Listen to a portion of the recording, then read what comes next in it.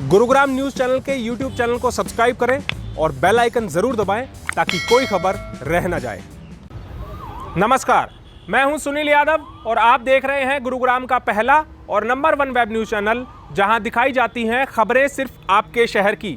कल हुई जोरदार बारिश ने गुरुग्राम के शहरी इलाकों को और रिहायशी इलाकों को नहीं डुबोया है, बल्कि गुरुग्राम के किसानों पर भी इस बारिश की मार पड़ी है और इस बारिश की वजह से गुरुग्राम के खेतों में बाढ़ जैसे हालात हो गए हैं।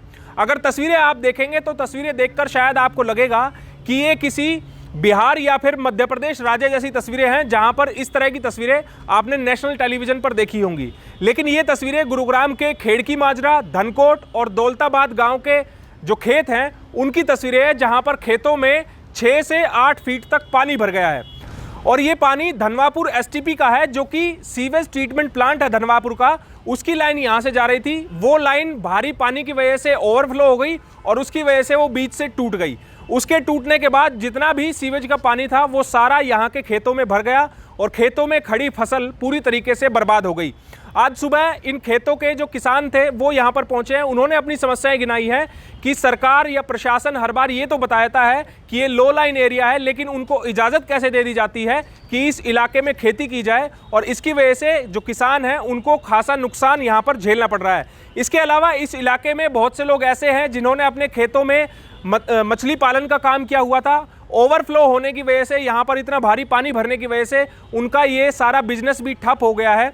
कुछ किसान यहाँ पर पहुँचे, उनका क्या दर्द है वो पहले आप सुनिए। एमसीजी की वजह से भरा है, जो इनकी लाइन ओवरफ्लो होती है, ये सेक्टर 9 में सीवर को खोल देते हैं सीधा इधर, वो दादा भैया फ्लाईओवर के नीचे से सारा हमारी खेतों में आता है। ये अपनी जान बचाने के लिए प्रशासन वहाँ से सीवर खोल देता है और 20 बार जाकर रुकवा भी लिया, लेकिन आते हैं रात को उसको खोल के चले जाते हैं। तो सीनियर अधिकारियों को भी शिकायत की कि सबसे कर ली, जो प्लांट में एसडीओ साहब है उनसे भी खूब कर ली, लेकिन यहाँ आते हैं रात को और उसको खोल के चला जाता है कि ओवरफ्लो सारा पानी इधर आता है। तो जिनकी वजह से नुकसान हुआ है, क्या वो मुआवजा देने के लिए तैयार हैं? कहाँ मुआवजा देने, वो मौके पर ही नहीं मुआवजा जब देंगे जब वो आएंगे। ये सर सारा 9 सेक्टर का और 10 सेक्टर का पानी यहाँ आता है रेलवे लाइन की क्रॉसिंग के नीचे का। और हमारे यहाँ 20 एकड़ में तो ज्वार खड़ी थी और 35 एकड़ में धान लगा रखे थे। यहाँ आज 8-9 फुट पानी खड़ा है, 12 फुट लंबी ज्वार 1.5 फुट की दिखाई दे रही है। सब तबाह हो गया सर। कितना पैसा लगा होगा बुआई में और कितना मुनाफे की आपने उम्मीद की थी जिसका नुकसान हो गया? नुकसान तो सर बहुत ज़्यादा है। 3000 रुपये तो धान रुपाई के दिए लेबर वालों से जी, और बीज तेल पानी तो अलग हो गया। कम से कम 20,000-25,000 रुपये एकड़ का खर्चा आ रहा है हमारा। किसकी गलती की वजह से आपके खेतों में पानी भरा है? ये सर प्रशासन का है सारा, ये एमसीजी का पानी आ रहा है सर सारा।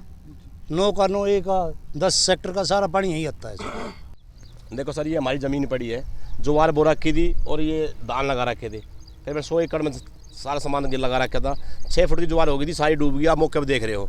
तो हमारी गुहार है कमिश्नर से और डीसी साहब से, भाई हमने इसका मुआवजा दिया जाए, क्योंकि अब निगम के अफसर आए हुए हैं, एससी साहब और एसडीओ साहब आए हुए हैं, कह रहे भाई हम क्या करें, हमारी मजबूरी है। पानी इतना ओवरफ्लो हो चुका है, सेक्टर 10 का 9 का सारा पानी यहीं आ रहा है। ये वेटलैंड बना दी इनने, जबकि ज्वार इतनी बड़ी बोरा की देखो आप, इस तरफ घुमा कर देख लेना एक बार, ये धान देख लो। हमारा कई लाखों रुपये का नुकसान हो चुका है। गोड़ी लगवाई, सारा सामान करा, फिर ही बुरा हाल है। प्रशासन कोई नहीं सुन रहा है। 3 दिन से हम कह रहे हैं एससी साहब को, चीफ साहब को, कमिश्नर साहब को मैसेज दे दिया है, पर कोई सुनवाई नहीं हो रही है। बार बार कहने के बाद भी इन्हें जैसे रोड बना दिया द्वारका एक्सप्रेस वाला, इसकी वजह से पानी रुक गया इधर से। ये पुलिया थी, ये पुलिया बंद हो चुकी है। सारा एरिया, पूरा एरिया डूब चुका है। पिछले साल भी सारा धान डूब गया था, इस साल भी सारा धान तकरीबन डूब चुका है, जिसमें मेरी 80 एकड़ धान की फसल पूरी तरह नष्ट हो चुकी है। मैंने पिछले साल भी प्रशासन में रिक्वेस्ट लगाई थी और डीसी साहब को एप्लीकेशन दी थी, लेकिन बस सिर्फ आश्वासन देते रहे। आश्वासन के बाद ना तो स्पेशल गिरदावरी की गई, ना मेरे को या किसानों को किसी को भी मुआवजा दिया गया। किसान इससे बहुत परेशान है।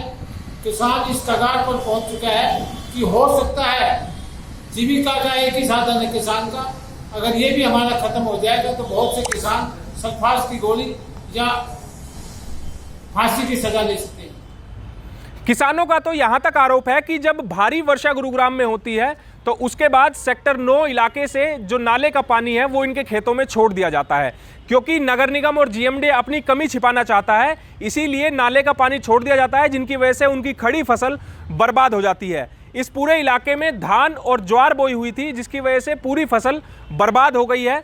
आज नगर निगम के असिस्टेंट इंजीनियर भी यहां पर पहुंचे, उन्होंने दौरा किया।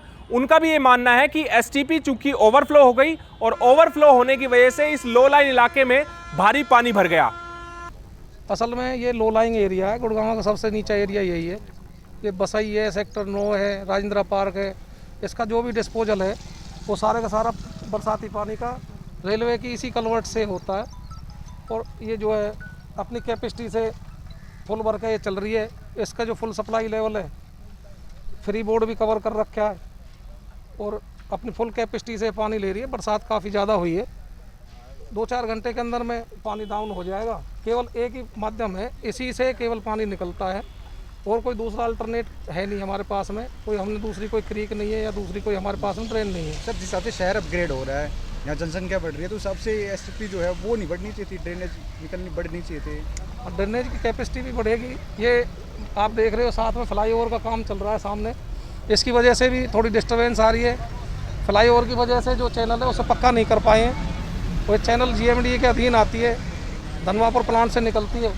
इसके सारे का जो है राइट साइड का बैंक कम्प्लीटली टूट गया है और वो भी ओवरफ्लो करके लो लाइंग एरिया में चला गया है। पानी अपनी कैपेसिटी से निकलता है, सेल्फ वेलोसिटी से निकल रहा है। जिन भी किसानों की फसल का नुकसान हुआ है उसकी भरपाई किस तरह से की जाएगी? इस बारे में तो जो है ना प्रशासनिक अधिकारी ही बता पाएंगे। हमारे जो गुरुग्राम का ये इलाका लो लाइन में आता है, जिला प्रशासन को पता है, लेकिन कोई भी इंतजामात नहीं किए जाते हैं कि यहाँ पर पानी ना भरे। ये तस्वीरें एक बार फिर आप लोगों को दिखाते हैं, जहाँ पर धनकोट के ग्रामीणों ने यह भी आरोप लगाया है कि वो लोग CM मिन्नो तक कंप्लेंट लगा चुके हैं, प्रशासनिक अधिकारियों से बार बार अपील कर चुके हैं कि इस इलाके का कुछ समाधान किया जाए ताकि यहाँ के जो लोग हैं वो अपने खेतों में खेती कर सकें और हर साल इस तरह से उनकी फसल बर्बाद ना हो। लेकिन प्रशासन किसी प्रकार का कोई भी उचित जो कदम है वो नहीं उठा रहे हैं, जिसकी वजह से किसानों को भारी नुकसान उठाना पड़ता है।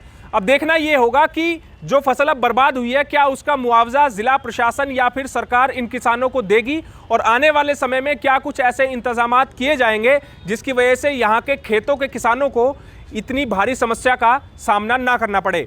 इस खबर के बारे में आप हमें अपनी राय कमेंट करके ज़रूर दीजिएगा। साथ ही साथ आप इस खबर को शेयर ज़रूर कीजिएगा ताकि ज़्यादा से ज़्यादा लोगों के पास सही जानकारी सही समय पर पहुँच पाए। नमस्कार। गुरुग्राम न्यूज़ हर सोशल मीडिया प्लेटफॉर्म पर है। हमसे जुड़ने के लिए और अपने शहर की हर अपडेट्स पाने के लिए हमें अभी फॉलो करें और बेल आइकन ज़रूर दबाएं। अगर आपके इलाके की कोई खबर कवर कराना चाहते हैं तो हमें इन नंबरों पर अभी कॉल करें।